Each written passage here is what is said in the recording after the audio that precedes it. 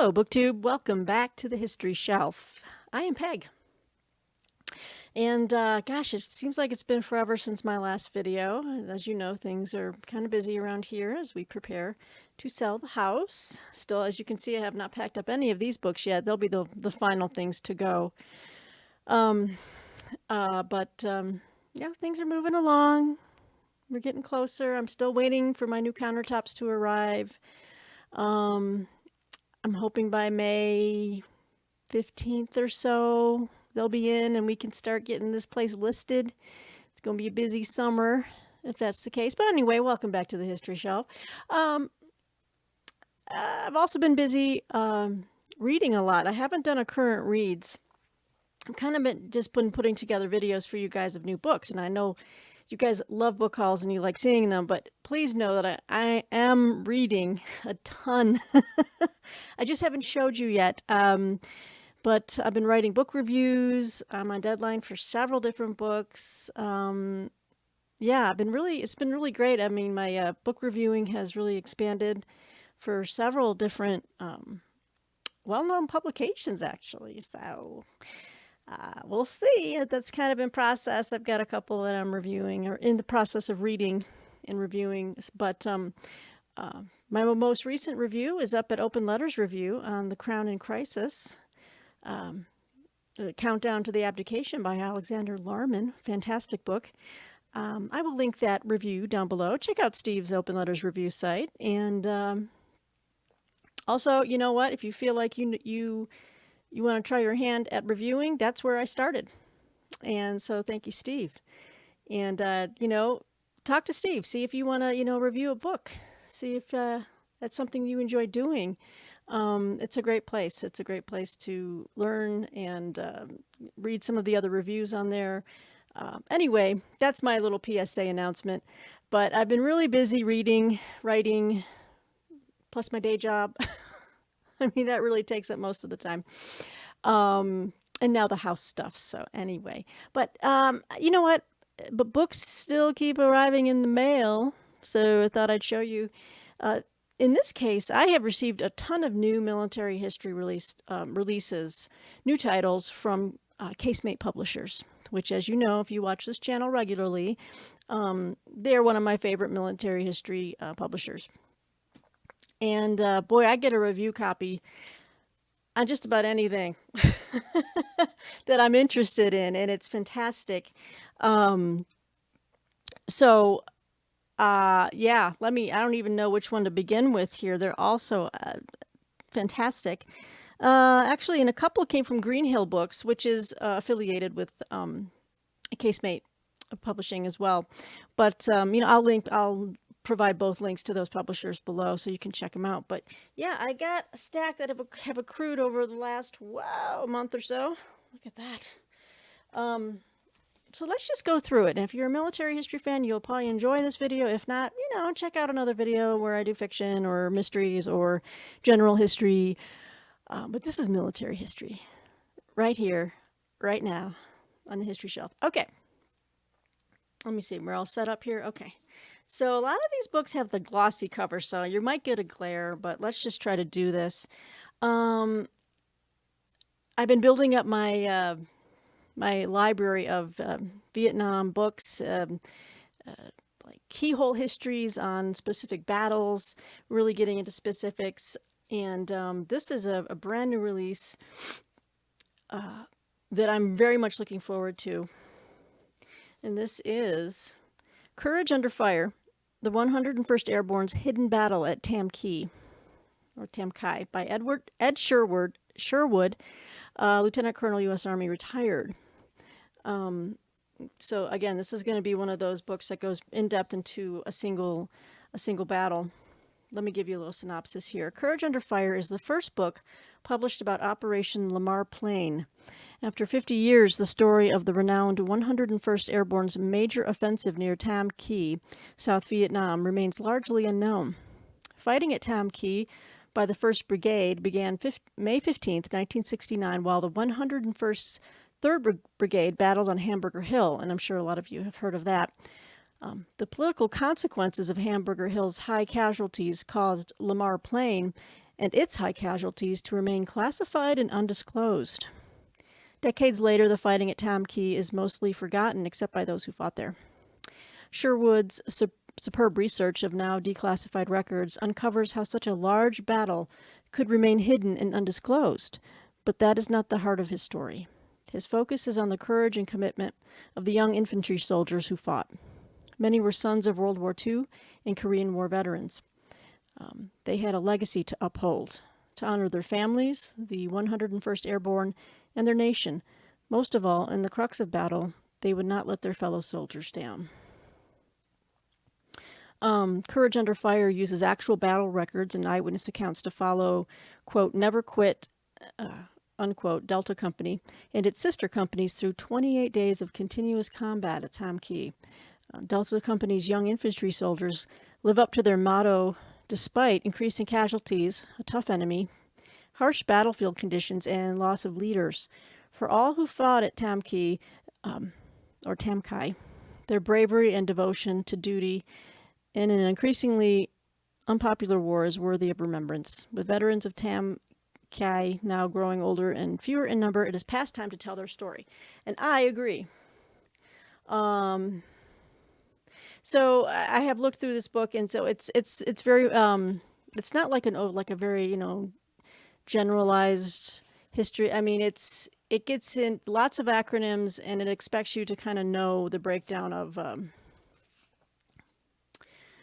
troop displacements and the jargon that is used in the military. Sorry about that, but it follows it probably hour by hour. It's got plenty of charts and maps, which is helpful. So I'm looking forward to this. I've heard of Hamburger Hill, but I've never heard of the Battle of Tam Key or Tam Kai. I got to figure out which is the correct pronunciation. So Courage Under Fire by Ed Sherwood. Help me decide which one to start first, guys. I still have some others that I need to finish. Oh, and then this one I'm not sure. One of my last Casemate hauls, or my spotlight on Casemate, I talked about the invasion of Norway in World War II and how it was a gap in my World War II knowledge, and I wanted to learn more about it. And this was another book that had just come out, translated from the German, that I wanted to get into. And it was about the Battle of Narvik. And this is the new release on the Battle of Narvik, The Struggle of Battle Group Dietl in the Spring of 1940 by Alex Buchner, translated by Janice Anker. So I'll give you a quick read up on this. The Battle for Narvik was the most dramatic episode of the hurriedly planned German invasion of Norway in the spring of 1940. The first large amphibious operation of the war, the odds were always against the Germans, but no more so than at Narvik, where a force of 2,000 mountain troops and 2,600 sailors from sunk warships was outnumbered by the Allied Expeditionary Force and Norwegian troops by at least 5-1. After 8 weeks of fighting without resupply, the German force managed to seize Narvik on April 9. This is the first English translation of this German perspective of the battle to take Narvik, the consolidation of troops in the area, and their efforts to hold Narvik against Allied counteroffensives.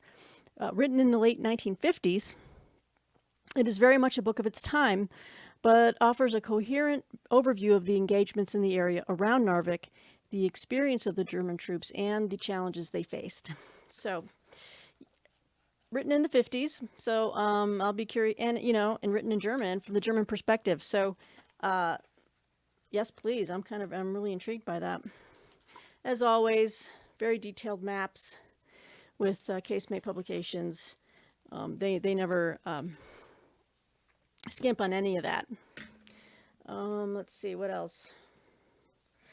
Let's stick with World War II for right now. Let's see, we got so we got so we started with Vietnam. We had a book on World War II. Hello, and this one is a brand new release, and this looks so good. Okay, guys, this is the Anglo-Soviet Alliance, Comrades and Allies During a World War II by Colin Turbot. Again, all from Casemate. This is under the imprint of Pen and Sword. Yeah, let me break this one down for you. Oh, it's a beautiful book, richly, lavishly illustrated. It's wonderful. From the onset of the Bolshevik Revolution in Russia in 1917 until the German invasion of the Soviet Union in 1941, Britain enjoyed an ambiguous relationship with the USSR and its people. All interwar governments were concerned about the communist ideals of the new state and the threat they presented to British interests at home and abroad, and this was inevitably reflected amongst the general population. However, there was a well-established British Communist Party whose fortunes were tied to the Soviet Union's successes and failures. The wartime alliance offered the communists an opportunity to extend their influence and win electoral support. Or did it? There were influences at work stemming from both sides that sought to put the importance of Allied victory above competing ideology, with agreement over the need for a strong and unconditional anti-fascist alliance.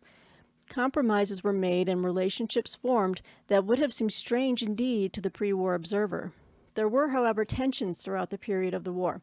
By mid-1945, the alliance was threatened by differences that reflected original ideologies that had been glossed over for the duration of the conflict. These led to a Cold War for the next 45 years. This book, using both contemporary sources as well as post-war analyses, examines these matters alongside images that take us back to the period and help us understand its intricacies. It will start with a look at Britain's opposition to the Bolshevik Revolution and the consolidation of the Soviet state under Lenin and then Stalin. The main body of the book goes on to give detail of the wartime alliance and the various forms through which it was expressed, from government-led lend-lease of equipment to the voluntary aid for Russia. It ends with the war's aftermath and the division of the world between the influences of capitalism on the one hand and the really existing socialism of the Soviet Union and its satellites on the other. Tensions and expectations resulted, amongst other great social events, in the launch of the welfare state, the demise of the British Empire, the nuclear arms race, and ultimately the end of the Soviet Union in 1991. So that's pretty comprehensive. This is fantastic. Like I said, richly illustrated with photographs throughout, like, wartime propaganda, posters, charts. Talks about the Arctic convoys. Everything here. Here's some of those propaganda posters I was talking to you about. Let me see if I can get this microphone closer. Yeah. Cold War and the end of Soviet communism takes you all the way up through the end. It's a beautiful book. I mean, this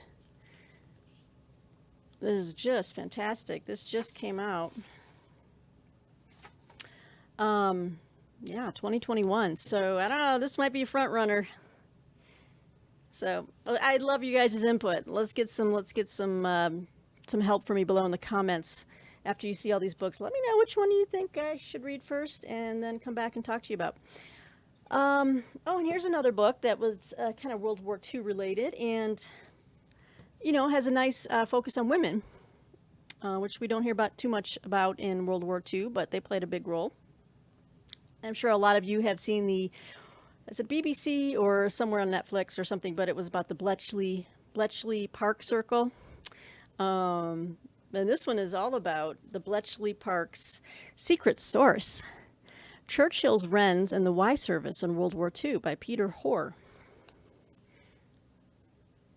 And this is put up by Greenhill Books. So check this out, guys.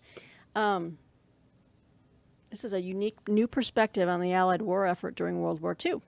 It illuminates the hidden history of the women and men tasked with gathering intelligence at listening stations across the world, first-hand accounts from the Wrens of the Y Service, details of the training and operational roles of the Wrens, and of the sacrifice their tasks entailed for some of them. And it provides an insight into the secret workings of the network behind Bletchley Park's war-winning decryptions. So it kind of appeals on several levels. If you're kind of into the code-breaking aspect of World War II, the intelligence services, And I'll just read this real quick. The World War II code-breaking station at Bletchley Park is now well known, and its activities have been documented in detail. Its decryption capabilities were vital to the war effort, significantly aiding Allied victory. But where did the messages being deciphered come from in the first place? This is the extraordinary untold story of the Y service, a secret even more closely guarded than Bletchley Park's. The Y service ran a chain of wireless intercept stations around Britain and all over the world. Hundreds of operators, many of them from the women's military services, monitored enemy radio networks in voice and in Morse. The results gave Britain's military and political leaders vital information informing their plans. Peter Hoare delves into this fascinating history with particular reference to members of the Women's Royal Naval Service, WRENs, who escaped Japan's attack on Singapore, only eventually to be torpedoed in the Atlantic on their way back to Britain. Oh my gosh. The German speakers who listened to radio chatter from E-boats in the Channel. The part the Y service played in hunting the battleship Bismarck and how it helped sink a Japanese cruiser in the final days of the conflict. Together, these incredible stories build a picture of World War II as it has never been viewed before. Okay, sorry. The way they wrote that was odd, so I don't know if that was confusing to you. I guess some of the things we're going to talk about are the WRENs who escaped Japan's attack on Singapore, only then to be torpedoed in the Atlantic on the way back. Then it talks about the German speakers who listened to radio chatter from E-boats in the Channel. And then the part the Y service played in hunting the battleship Bismarck and how it helped sink a Japanese cruiser. Okay, so those are all part of the story. This is going to be good. Great pictures, of course. So I'm always curious to see, I like to hear about the women who, they played the valuable roles as well. And then it gets glossed over a lot of times or they were nurses or whatever, but they did a lot. They more than played their part. So brand new book, Bletchley Park's Secret Source. All right. So that's in the running. For first book to read and review on this channel. What else do we have here? Okay, I guess we're kind of moving back in time.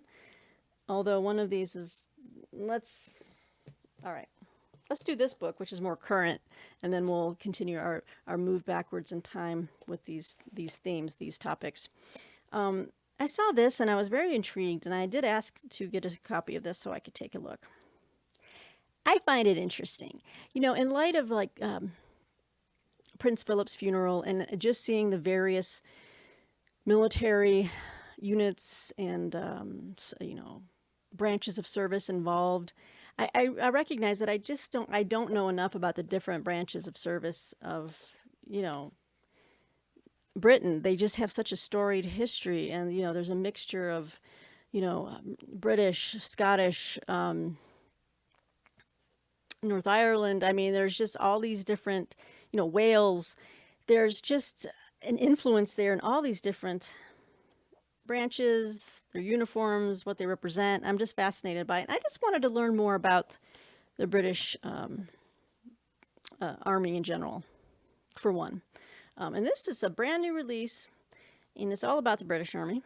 And it's called After the Wall Came Down, Soldiering Through the Transformation of the British Army. It's 1990 to 2020. So got 30 years coverage there. And it's by Andrew Richards and has a foreword by General the Lord Donat, GCB, CBE, MCDL. Don't know what all that means. See, I don't know. And I'm really curious. Let's go. I'll just read this real quick to you. The generation of young men and women that left school and joined the British Army during the mid to late 1980s and then served their country did so during an unprecedented period of history. Unlike the two World War generations, they did not face total war. There was never any declaration of war, and there was no single country to defeat. The time after the fall of the Berlin Wall was supposed to be a time of peace and stability. Politicians started to use the term peace dividend, with government officials even planning on how and where it should be spent. But over the decades since the end of the Cold War, there has been no peace for those in the military. Government spending and the size of the military was reduced, but the Army's commitments increased exponentially. Those serving not only faced continuous deployment in overseas operations, but were also involved in immense upheavals that took place within. When the Berlin Wall came down, the British Army had not changed for decades.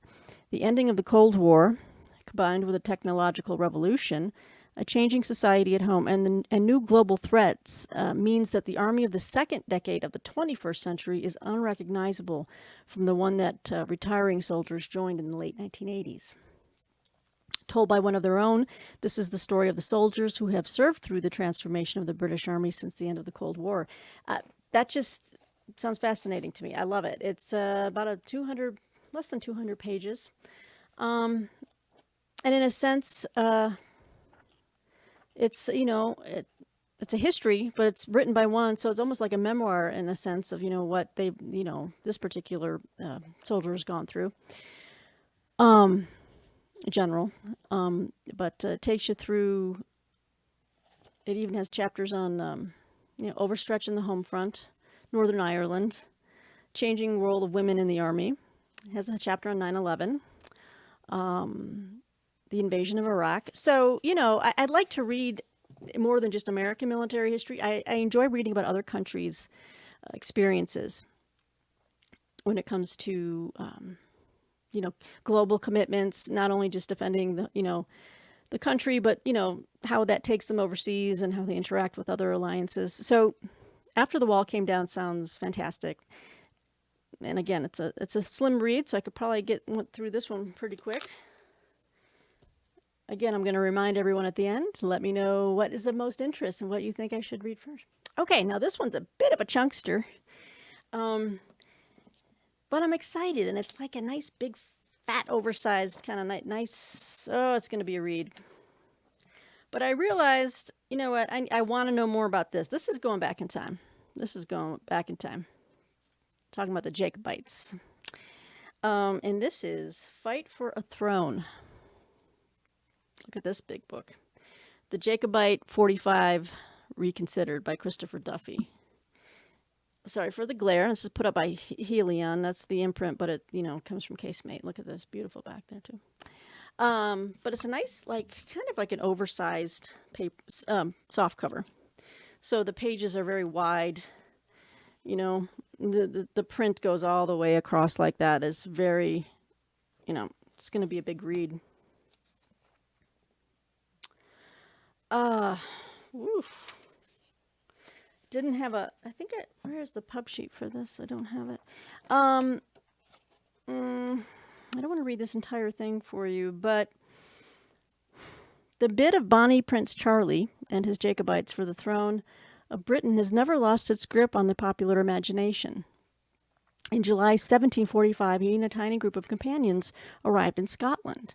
They came unannounced and unsupported, and yet within less than 5 months, Charles was able to lead an army to within marching distance of London and make King George II fear for his throne. Afterwards, the Highland Army continued to outfight the Redcoats in every encounter, except its very last. These were not the achievements of a backward-looking cause, and this groundbreaking study is the first to explain exactly why. All right, so I'm going to be learning. I don't have a lot of knowledge on the whole Jacobite movement, but it's, again, plenty. It's not all dry, dull text. We've got pictures, we've got maps, we've got illustrations. Woo! Look at that. Again, these books are just beautiful. They don't skimp on details. They want to make sure that everything is. There's nothing worse than reading a military history about troop movements or the layout, the geography, and there's no maps, because I really need a visual reference when I'm reading these things. There's a map of Glasgow in during that time. Shows the movements of the troops, the different, that's just what I need when I'm reading military history. So, yeah. All right. Siege of Stirling Castle. maps of the castles. I love this stuff. So, Fight for a Throne, the Jacobite 45 Reconsidered. Christopher Duffy. Woo! Okay. Let's see, last two here. I'm not going to say save the best for last because they're all really good, but I've got an ancient history one here, and and I love my ancient history, especially like ancient famous Greeks and stuff like that. But this one takes us to World War One. Is it World War? No, I thought this was about. Sorry, World War II. I should have kept this with the World War II books. I am so sorry. But anyway, it's a foreword is written by Roger Morehouse, who I reviewed his book on Poland, 1939, last year. Loved it. I enjoy his work tremendously. So he wrote the foreword for this. And it sounds like a really interesting, again, it's type of like a, keyhole history of one event during World War II. But this is called Screams of the Drowning. From the Eastern Front to the Sinking of the Gustloff. This is by Klaus Willmann, and it's forward by Roger Morehouse. It's a slim little volume. This is put out by Green Hill Books as well. All right, this is the true story of how one young German soldier experienced some of the worst horrors and bloodshed of World War II and lived to tell the tale. Hans Fakler was conscripted at the age of 17 and soon sent to the Eastern Front. A combat engineer in the infantry, he barely survived the carnage of the front line, losing numerous comrades to the Soviet advance. Finally, during an abortive German attack in January 1945, Fakler suffered serious wounds from a grenade explosion. Evacuated from the front, Fakler was put aboard the Wilhelm Gustloff, an armed transport ship to be carried back across the freezing Baltic to Western Germany. However, the Gustloff was attacked and sunk by a Russian submarine. More than 9,000 of those aboard died, the worst single ship loss of life in maritime history. Rescued by a German vessel, Fakler recuperated in a military hospital that subsequently fell into the Russian occupation zone. He escaped and had to walk almost 200 miles in secrecy back home to Bavaria. Fakler's frontline career and later daring escape are fascinating and dramatic enough, but his extraordinary first-person account as one of the few soldier survivors of the sinking of the Gustloff makes this book unique. So that sounds like a page-turner to me. You can see my dilemma here.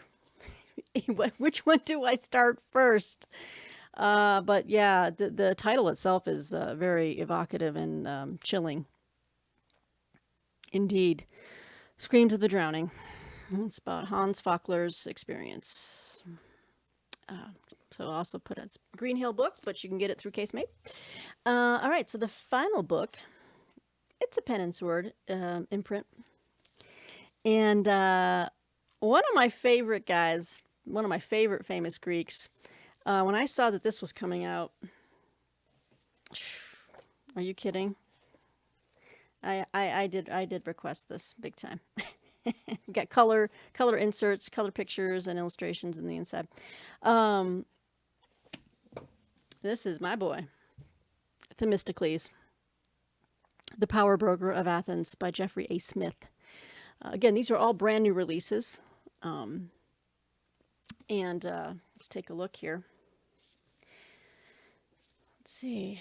I can't remember when the last biography has been done on Themistocles, but it says here, this is an exciting new biography of Themistocles of Athens, architect of the Greek victory over the Persian invasions of 490 BC and 480 to 479 BC. While his role in the Persian Wars is naturally a major theme, Themistocles' career before and after those conflicts is also considered in detail. Themistocles was a leading exponent of a new kind of populist politics in the young democracy of Athens, manipulating the practice of ostracism, which is a form of exile, to get rid of his political rivals. Jeffrey Smith explains Themistocles' rise to a position of virtual hegemony, which allowed him to institute his far-sighted policy of preparation against the growing Persian threat. In particular, he strengthened Athens' fleet and thereby secured the support of the power thetes, the poor thetes, and thetes is Thetes. And those were the people that were pretty much used as the manual labor to row the ships. During the first invasion, the Mysticalese fought and possibly held joint command at the decisive Battle of Marathon. When the Persians struck again in 480, he commanded the fleet at Artemisium and Salamis. The latter battle he won by subterfuge and secured Athens' liberation and survival. Ironically, he was himself eventually ostracized by his fellow citizens and ultimately entered Persian service, ending his days as governor of Magnesia and Asia Minor. So, yeah, Themistocles was just a fascinating guy. One of my favorite ancient battles to read about is the Battle of Salamis, the naval battle, and he was just brilliant. He played an ancient trick, and Xerxes bought it. And yeah, so this is going to be fantastic. And then again, in the center, we have some color. Oh, nice. Oh, this is beautiful. Look at, they even show like the Battle of Salamis, and they're overlaid like the where the ships would have aligned. I haven't seen any book do that yet. That is fantastic. Over an actual like shot of the bay. Oh God, that's brilliant. Yeah, that's the Battle of there's a picture of Artemisium here, and then this right over here is where the Battle of Salamis was fought, and it kind of shows you how the ships would have aligned. Great artwork. Pictures of the Themistoclean wall. Oh God, this is great. Oh, the ostraca, right? The ostraca, which they used to exile people. That's how they voted. It was using these stone chips, the ostraca. Pottery sherds is what they were. Wow. So you guys, look at that. We got a great stack of new releases from Casemate, and let me know which one I should start first, because I am using this as an official announcement.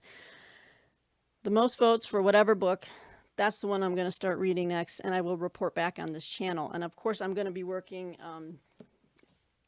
as fast as I can.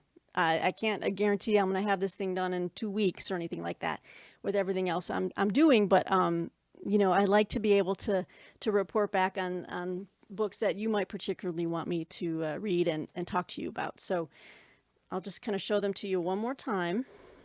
Okay. And if you want me to provide a list again, if you don't just want to fast forward through the video and just see all the books, I can do that. But let me know. Okay, so here are the books. And thank you, Casemate. I've got a lot of good books to review here. And hopefully these appeal to you guys as well, and you'll go check them out. Battle of Narvik. Yes. And a little bit of Vietnam here. Courage Under Fire. Ah! Fan-flippin-tastic. This is a heavy stack, but hey, whoa. Yeah. All right. So that's about a 30-minute video. Anyway, guys, I thought I'd get this done, show you guys how I want your input. Please vote below. And in the next couple of videos, I'll probably give the answers about, 10 days or so. So you guys have about 10 days. I'll put this up today, and we'll see where we're at, and then I'll start. Okay? So I hope everyone's doing great out there.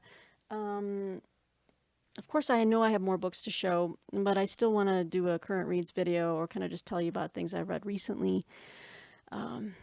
Anyway, guys, I hope you're having a fantastic day, and we'll talk soon. Take care, BookTube. Bye.